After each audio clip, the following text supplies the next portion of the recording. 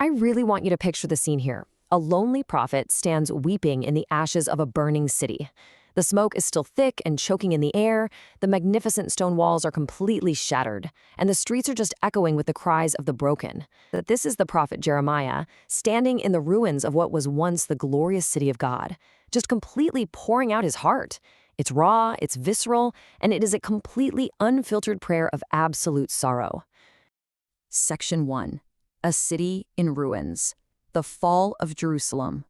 You see, the Book of Lamentations isn't some sort of made-up fairy tale. It's anchored in a devastating historical reality. For years prior, prophets had been urgently warning the people of Judah, practically begging them to change their ways. But those warnings were ignored. Then the truly unthinkable happened.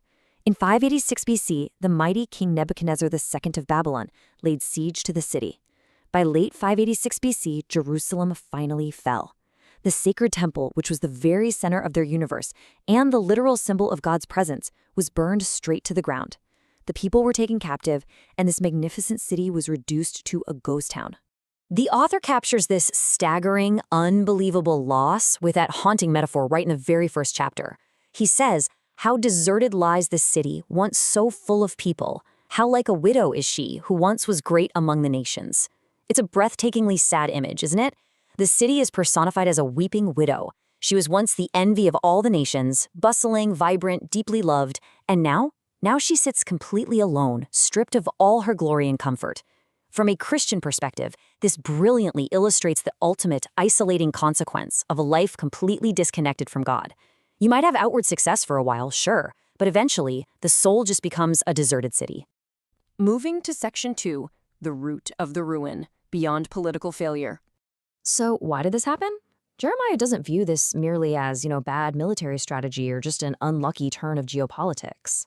No, the true causes of the fall were deeply spiritual and moral.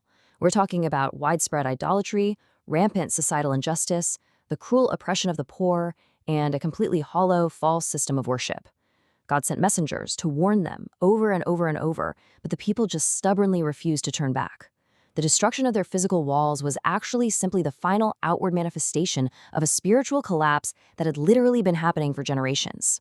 And this leads us to a deeply sobering realization in chapter 2. Notice the stark contrast here. Yes, the physical destruction was carried out by the terrifying Babylonian army. They were the visible enemy, right? The ones with the swords and the massive siege ramps. But the spiritual reality, the invisible force actually at work behind the scenes, was God's holy judgment. The Babylonians were merely the instrument. The people's long-term rebellion had finally, tragically, met the boundary of God's justice. Which brings us to what might be one of the most shocking phrases in the entire Bible. The Lord is like an enemy. He has swallowed up Israel. Just let that sink in for a second. It's a completely jarring statement. Christian theology teaches that God is infinitely loving, yes, but he is equally holy and righteous. He's not a deity who just winks at systemic evil, injustice, and persistent rebellion. His grace is incredibly real, absolutely, but he fiercely hates sin because of exactly what it destroys. When humanity continually chooses to walk away, eventually, judgment is the inescapable result.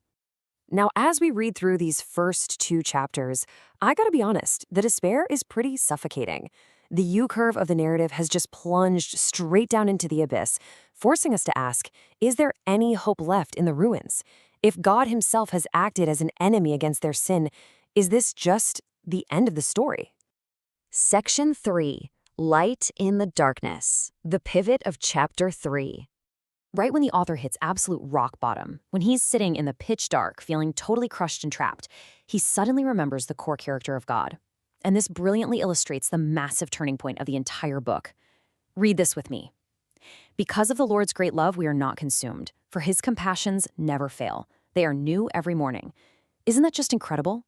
In the middle of a literal wasteland, he stands up and declares that God's mercy is the only reason they are still breathing. Judgment was real, for sure, but judgment is not God's final word. Grace is. Even in the deepest ruin, the sunrise of God's compassion manages to break through. Section 4. The Fading of Gold, the Cost of Spiritual Decay. Now, chapter 4 doesn't just let us float away on some happy cloud of optimism. It grounds us right back in the tragic, very real cost of spiritual decay. The author uses highly vivid, incredibly rich imagery to describe exactly what was lost. He talks about pure gold losing its luster and beautiful, wealthy nobles who are now literally starving in the streets. But listen, this isn't just a lament over lost real estate or depleted bank accounts. It perfectly visualizes spiritual decay. Just as pure gold tarnishes and a starving body wastes away, a human soul completely dries up when it separates itself from its creator. The outward physical loss of the city perfectly mirrors the inward starvation of a people living without God. Section 5. The Ultimate Christian Hope. Looking to the Cross. So how exactly do Christians read this ancient book of tragedy today? Well, there's a profound theological connection to make here. In the broader Christian narrative, the brutal destruction of Jerusalem serves as a powerful symbol of the death and brokenness that sin always brings into the human experience. We all have our own ruined cities in life, don't we? But the ultimate hope doesn't lie in just rebuilding earthly walls or trying to find some temporary political stability. The true hope of Lamentations actually prefigures Jesus Christ. The believer's ultimate rock-solid hope is anchored in the cross, where sin was finally dealt with, and the resurrection, which proves once and for all that God can bring life out of the ultimate ruin of death. Which brings us to Section 6, a prayer for restoration, the final ascent. The Book of Lamentations doesn't actually end with weeping. It ends with an active, desperate plea. The people cry out, "Restore us to yourself, Lord, that we may return." I really want you to notice the order of the words here, because it's important. It is a profound realization that human willpower just isn't enough to fix a massive spiritual crisis. They aren't saying, "Hey, we're going to pull ourselves together and return to you." No, they are saying, "Lord, you must restore us first, and then we will be able to return." True, lasting spiritual revival completely relies on God taking the initiative to show mercy. All right, let's summarize what we've learned today with some key takeaways. First up, faith isn't about faking strength. The Bible literally never asks you to paste on a fake smile when you're hurting. Second, we can absolutely bring our raw, unfiltered despair directly to God.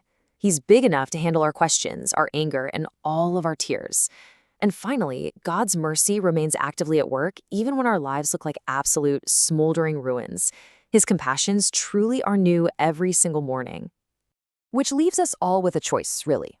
When your world feels like a ruin, when things completely fall apart, when the consequences of your actions finally catch up to you, or when tragedy just randomly strikes, what are you going to do? Will you try to hide your brokenness, or will you bring it to the God whose mercies are new every single morning? Thank you so much for joining me for this explainer.